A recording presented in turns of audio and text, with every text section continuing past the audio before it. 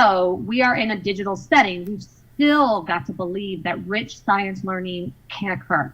And that learning happens in classrooms where students are positioned as knowledge constructors and sense makers, and where us as teachers leverage those experiences of our students and ideas as the class works together to develop explanations for phenomena. But none of this can occur if we don't have a community of learners working together. So what does research say makes up a positive science classroom community? You know, scientists, we like to depend on our research. So what might that look like? Well, research says that positive classroom communities are respectful and make classrooms these safe places for sharing. They're equitable so that everyone's ideas and participation are valued. And they support this commitment to community and learning together. And then finally, they move science thinking forward as students work together to figure things out. So we can create a safe, structured space for students when we're consistent with our virtual classroom norms. Think about your first time teaching, or really any time you've switched schools or are new to any environment. It's hard to truly feel like part of a community until you learn how that school operates. What are its expectations? What are the daily routines? How do we collaborate? School, even virtual school, feels more like home with routines and norms in place that we understand and that magnify our learning and friendships. So this slide is an example of taking those 4 pillars from the previous slide of a science classroom community and translating them into actual classroom norms or we statements. But this all looks nice, but what do they actually look like in a virtual setting? What strategies might you use to ensure that the opportunities for these norms to become the fabric of your classroom? Well, we have a treat for you. Instead of Charlotte and I talking to you about different strategies that you might use, we've called in the experts. We have a panel of 5 fabulous teachers from all over our district here to talk to you about how they take those pillars and make them come to life in their classrooms. Think about the next 20 minutes as a low-budget, late-night science talk show, where our guests might not be starring in the next blockbuster, but they're doing a job that is even harder, engaging students virtually in awesome science. All right, so as Lacey said, we're going to begin with our first pillar on being respectful in the classroom. So we know that building trust and creating a space of openness are hard to do in a virtual classroom, in this virtual setting. So what strategies, routines, procedures do you guys have in place to build trust with your students? Also, maybe with your students building trust with each other. And then maybe you might have a story or two that you might be able to share to illustrate this point. So Amanda, do you want to lead us off with that? Yeah, sure. So I really believe in hooking them right from the start. As soon as they enter my live classroom, I like to have an engaging question for them to answer, but something that's fun and easy to answer. That way, right from the start, I feel like I'm promoting them to, or encouraging them to answer and to be comfortable answering in my classroom. And then when it gets to actual content, they're more open and willing to participate. So as soon as they come into my live classroom, I have a screen that I'm sharing with a fun Google slide. It usually has like a Bitmoji picture of me and a silly riddle or a random science trivia fact for them to just guess true or false. And a lot of times I'm surprised because naturally it allows for just like some silly discourse to happen in the chat between students. Or sometimes they'll even unmute and say a comment to each other about what somebody thought the answer was. So that's been kind of an added surprise as their teacher, just seeing that happen naturally. And I feel by doing that at the very start, they're more open and ready to engage during the rest. So I want to say that it's like really, really important to start the tone off really, really positively. So my live classes start at noon. I always kind of just start it up a little bit earlier, about 5 minutes earlier, and I just tell them, like, as they enter the between 11:55 to 12:05 is basically their time to check in with each other. So as they're coming in, I always greet them, with their full name. Hey, how's it going? I'm so glad to see you.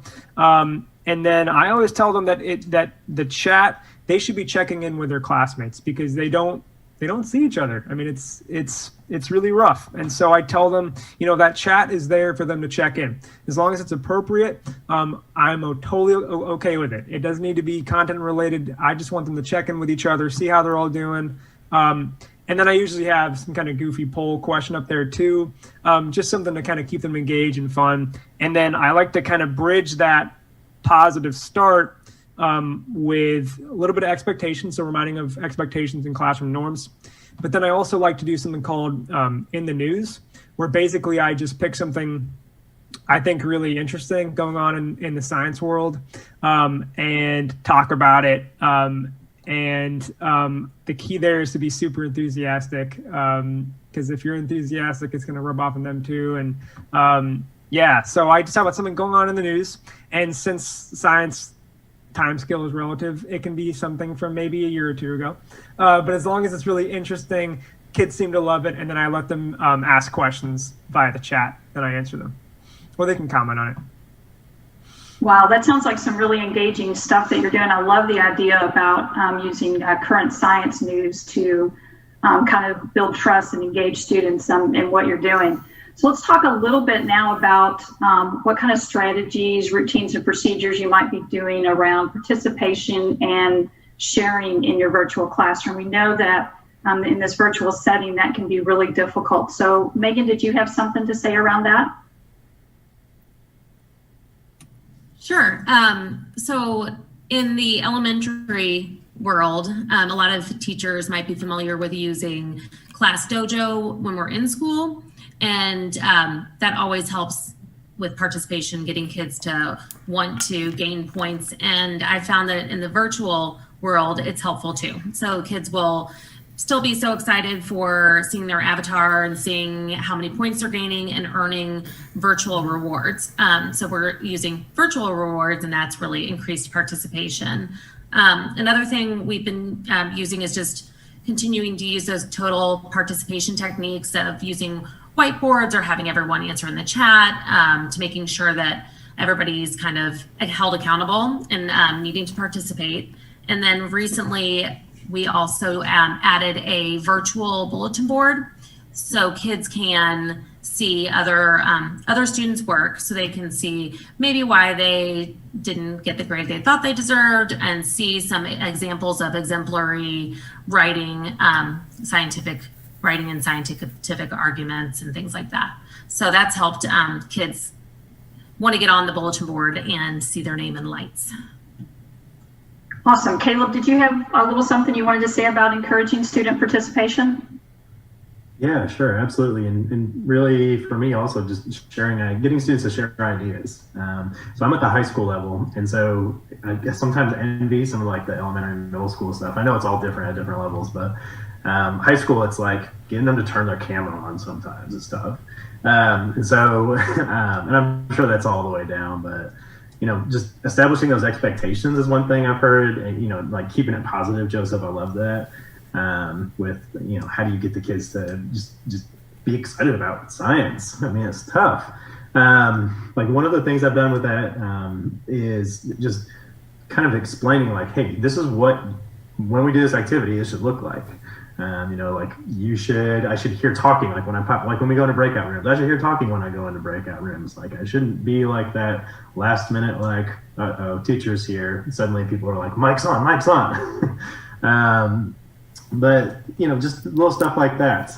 We mentioned whiteboards as well. One of the things I've been doing to get students to share their ideas at the start of every unit cycle is using something called Jamboard. Jamboard. Everyone's been hearing about Jamboard.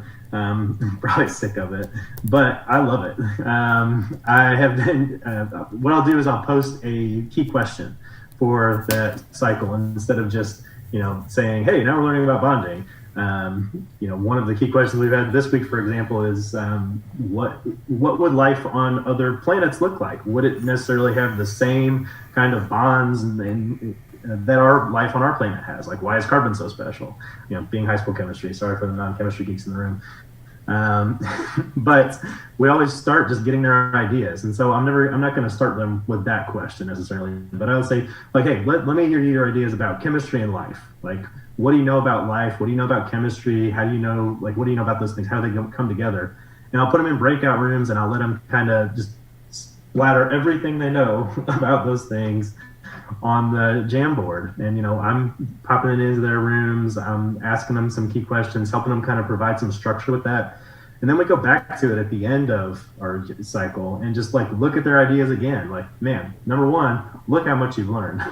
Number two, let's try and add more structure again to this and fill in the gaps and add more details. And so I've found some positive gains with that as well. And really just getting the students talking to each other. Man, something, you get 40 blank screens there looking at you. It's tough. So it's good. Making it a little smaller helps. Yeah, those are, go ahead. I'm sorry. You mentioned Jamboards, and it's funny, I used one of those today, and so very different because 4th grade, but beginning of a new unit and saying, what do you know about waves? We're working on energy and waves, and just, letting them put out what they know. And they're like talking about, the ocean, or just waving their hand, or just, very basic stuff. Yeah. And so then we can go back and visit that later. So that definitely, it's, if you've ever seen the templates that you can find online for the Jamboards, there's like a stop and sketch one or something like that. So there's boxes for every student so that they can insert their answer into like their number or their box, and so that everybody can have a spot. I think that's great. I love both of your ideas about how taking the Jamboard and using it in a variety of different ways, coming back and revisiting them and refining it. Those are really awesome. So let's go ahead and move to our next slide, which is on the equitable pillar. And so once again, this is really around that whole thing about participation and sharing, which we've already established is hard in the virtual classroom. But the question I want to ask now is, how do you encourage students that don't normally participate? And then maybe also a little bit on how do you monitor those kids that always want to participate, right? So you seem to have those two ends of the spectrum. So how do you kind of deal with those? So Joseph, what do you got for us? So I'm a huge believer in circles. So circles where, when we're in the classroom, we sit in a circle and we can discuss things, whether it's content related or just a culture building activity. And it was really sad to think about this for a virtual classroom, but to be honest, it's gone really well for me. And so every synchronous session, in the very middle of our hour-long session, we do circle questions. And I design them so that every single student can answer. They can answer in the chat, or they can elect to answer with their microphone. I never make it mandatory for them to answer via the microphone because, to put this in perspective, I get usually 80 kids in my class in my virtual meeting. So, I can't call on every single student, but all of them can answer via the chat. And I usually start with something super, super just silly and simple. I do a lot of would you rather questions. Like, for example, would you rather brush your teeth with hot sauce or ranch dressing or something stupid like that? And it's just a way to kind of engage them, and it kind of breaks the ice. A lot of kids are really, a lot of people in general are very uncomfortable sharing on a virtual setting. And I think as long as you break the ice with something super silly and simple like that, it helps.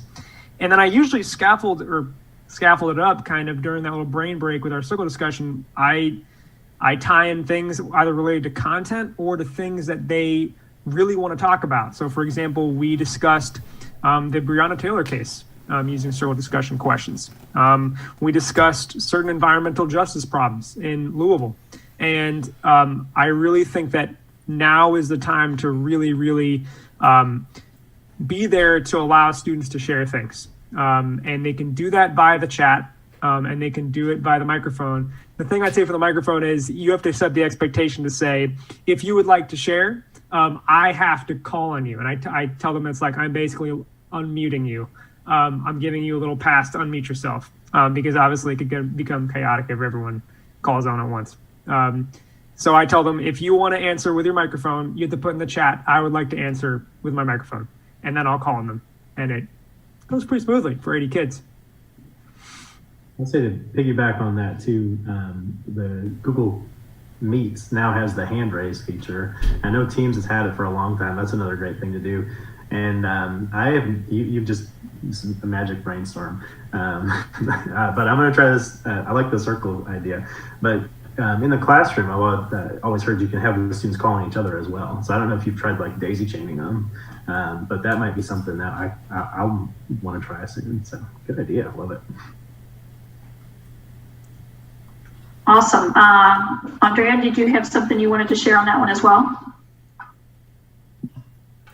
Yeah, so I know, Joseph, you talked about how you would have them comment in the chat to let you know that, they want to share. So one of the first things I did when I established routines is I went over this concept of one mic.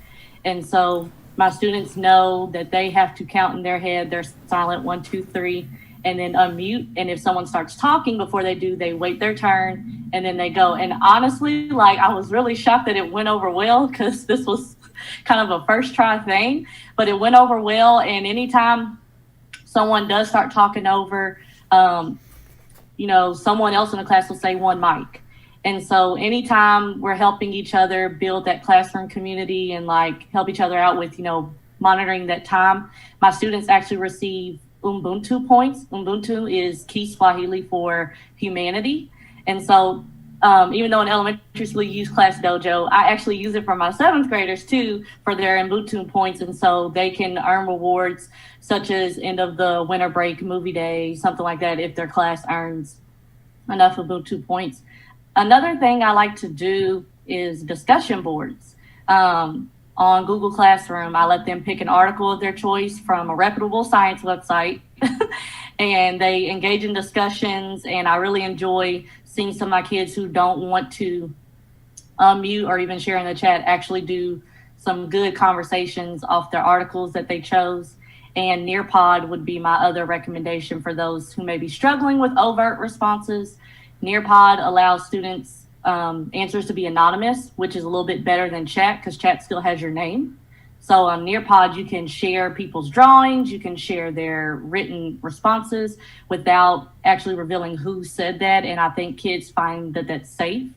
And I think it's definitely an equitable strategy.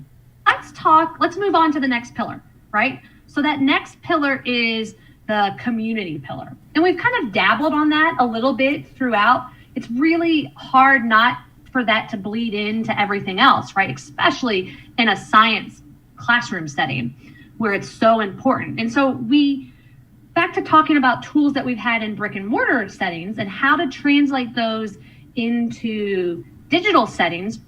How are we finding ways to translate what we did in brick and mortar about honoring all students' contributions, right, into this virtual setting where in Joseph's case, he has 80 kids in one classroom setting. So Amanda, what do you got for us about honoring all kids' contributions? Right. When I was thinking about community, I don't want to keep talking about Nearpod, but honestly, Nearpod popped in my head when I was first thinking about community because, in the regular setting classroom, especially with our science discourse, we're just bouncing ideas and sharing, and the kids are hearing it firsthand. And that was hard to do virtually at first. But then one of the features I like on Nearpod is the collaboration board. And I generally have my screen sharing and presenting so the kids can see what other students are writing. A lot of times I will block out the names so they can't see who is writing what. But I think that helps build community because they can see each other's responses and what their peers are thinking on an idea, and then they can build on their own idea. And that also helps the students who might be sitting there lost at the moment and they don't know what to say. And that kind of just gives them a push in the right direction. Oh, I see so-and-so is writing this. Yeah, that sounds good. And so for me, that's the first thing I've got for building community. I really enjoy that during my live sessions. And then also sometimes I will click where I can see who is writing what, and then they can, hear me praising them like I would in the classroom. Oh, wow, that's a great idea, so-and-so. And I think that helps build that community virtually as well with them. Another thing I like to do is it's a Google extension called Moat. I don't know if you all have heard of that, but instead of writing and typing a message to the kids on their Google assignment, it allows you to record a 30-second voice response to them. And my students really enjoy that because sometimes they just get sick of reading everything, and then they can hear me in my own voice, telling them what they did well, or maybe something they need to even improve upon on their assignment. So I like that. It's honestly easier for me because I'm not typing a bunch. It's easier just to hit the record button and talk to them like you would in the classroom. And then lastly, one other thing I try to do every week, I don't try to do, I do it. Sometimes I'm a couple of weeks behind, and I tell the students that. But I like to mail them little gifts. It's very small and very inexpensive. And all I do is I buy like a 500 pack of silly stickers that they can put on their lab book or on their Chromebook if they own it. And a handwritten note from me to them. Now, Amanda, do you always write a note to someone that's like excelling in class, or how do you pick who you write a note to every week or so? No, yeah, not at all. In fact, it started off just writing notes and encouraging participation, but I do also like to take special note and writing notes to students who I know or who I can tell are kind of dropping off the radar and maybe not so engaged during that week, just to give them something to keep encouraging them, has been really good. So no, a lot of times I will choose some students who I think might need that extra push, might just need that extra, teacher hug almost. The compassion part of education, right? Keeping compassion still in this virtual setting, I think is awesome. That's a great idea. And it's probably more rewarding for me, like I enjoy it probably more than they do, but isn't that always the case with giving, right? Fun. Yeah. So that takes us to that final pillar, one that really can't exist without the other three, right? And that's moving our science thinking forward, what we're all here to do, right? And so as science teachers, my first thought when we were thinking, all right, we're moving remotely was, okay. So how are we going to get students to talk to each other? How are we going to get students to do science, to experience science, to solve problems, to analyze data, to engage in all those science and engineering practices, right? That we know are so important and really what makes our subject the best subject out of all subjects. And so, but this online setting had me, and still has me at moments, a little freaked out. And so how are we going to get students to move their science thinking forward and collaborate with each other? And so, Joseph, what do you got for me on strategies that might help support some collaboration with each other so that we still have that important aspect in science? Yeah, so I want to talk about breakout rooms, the good, the bad, and the ugly, I guess, because I've definitely tried them, and I'm sure many other teachers have experienced it did not go very well. But I learned from it, and that's really important. So I learned that when you do breakout rooms, first of all, kids love them as long as they're structured. I always do like a feedback thing about what can make our class better. And so many kids said, I love the breakout rooms. I love breakout rooms. So they do love it. They just have to be structured. So for example, when I did a breakout room where it was just like a basic discussion question, I was like, hey, talk about this.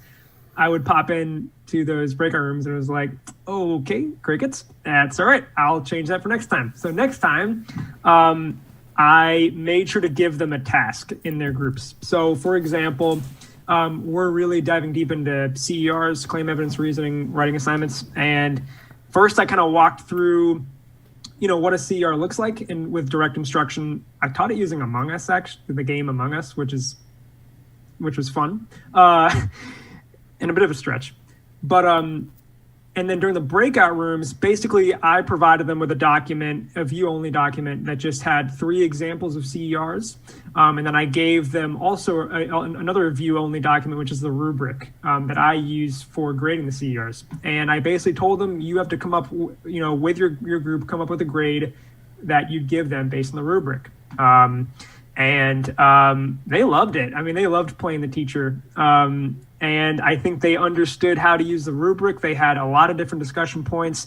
I know a lot of teachers think differently about this, but I set up my breakout room expectations saying that you do not need to turn on your camera, and that I'd prefer you use your microphone. But if you really can't, you need to chat. Everyone needs to talk, but you need to, and you can do that wherever way you wish. But and I think I got great engagement with it, and they liked it. So they just need to have a task to do. They need to talk with each other about it, and they'll love it. Breakout rooms are fun. And also some breakout room tips and tricks and strategies that can promote collaboration. I'll chime in here. So a couple of different things that I do. The first one is, like Joseph, when I established CER with them in the class, I gave them discussion sentence stems. And so I literally would project on the screen the talk moves that was on the science website. So shout out to the coaches and Lacey. Yes, thank you. And I literally projected on the screen, and I first gave them a silly question that said I made this claim, all middle schoolers deserve recess. And they got into like a heated topic, but as they were talking, I required them to have to use those sentence stems before they shared out.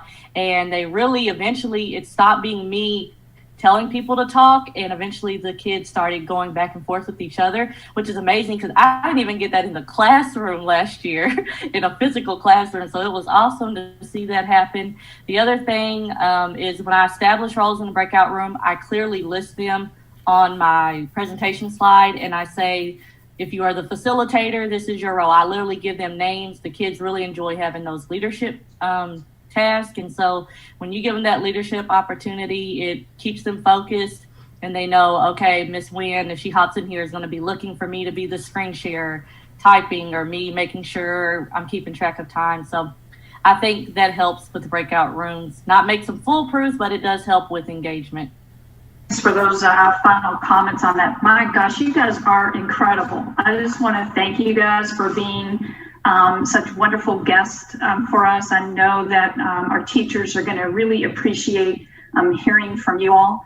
So we just wanted to end really quickly, going back to our we statements and those 4 community building pillars that we talked about. So you can see that again on the screen.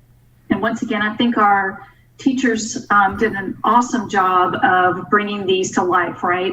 So you can look at these posted up there, but they gave you all kinds of strategies and looks into their classrooms, all the way from, K-12. And so that was really incredible to be able to do that. So what we want to end with is there's no secret ingredient to building a virtual community classroom. Every teacher has different approaches. They have their own personalities and their learning styles. But we had a lot of really wonderful thoughts shared today with our colleagues, and we hope these will help get you started. Thank you for being with us.